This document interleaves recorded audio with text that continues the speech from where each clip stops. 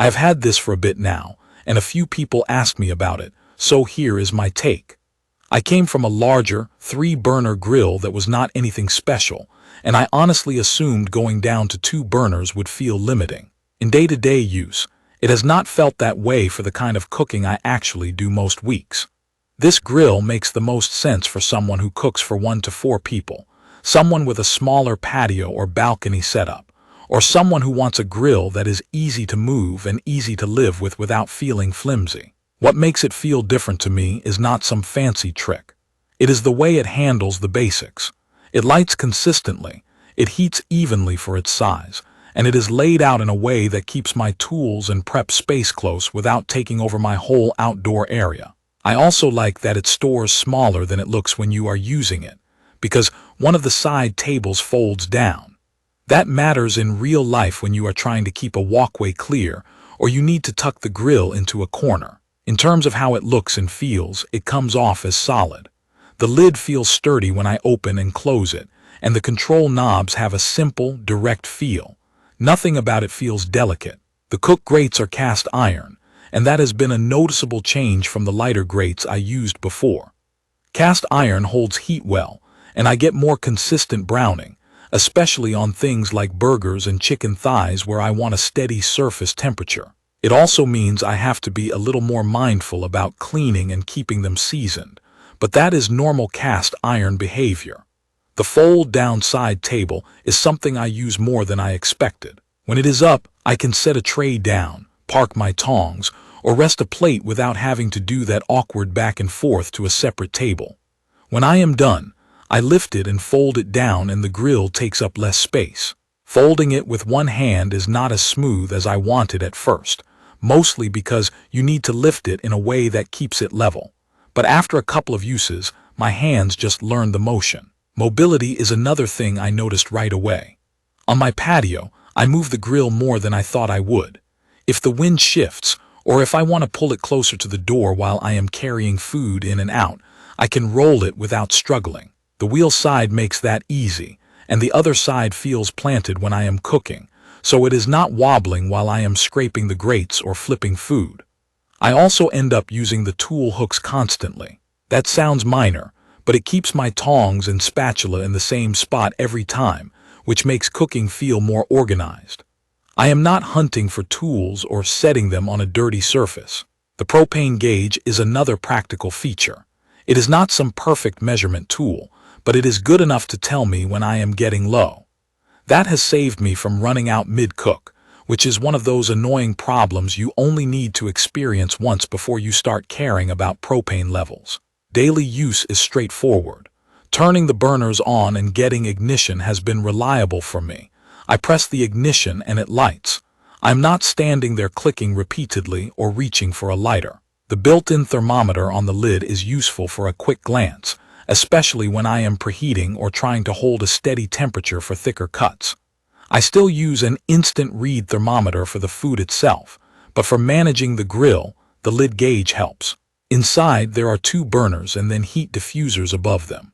In practice, that setup does a good job smoothing out the heat. On my old grill, I had obvious hot spots where one corner would run way hotter, and I had to play musical chairs with the food. Here, I still see some natural variation because it is a grill, but it is more predictable. When I put burgers across the main area, I do not feel like I have to baby them. I can focus on timing and doneness instead of fighting the grill. I have cooked a pretty normal mix of things on it. Burgers are easy.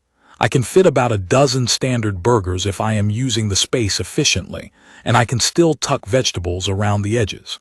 Asparagus works well because I can lay it across the grates and it does not fall through.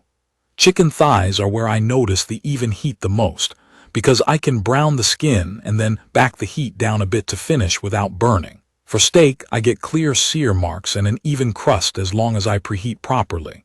It heats up fast enough that I am not waiting forever, and once it is hot, it tends to stay stable unless I keep the lid open too long. There is also a warming rack up top, and I use it more than I expected.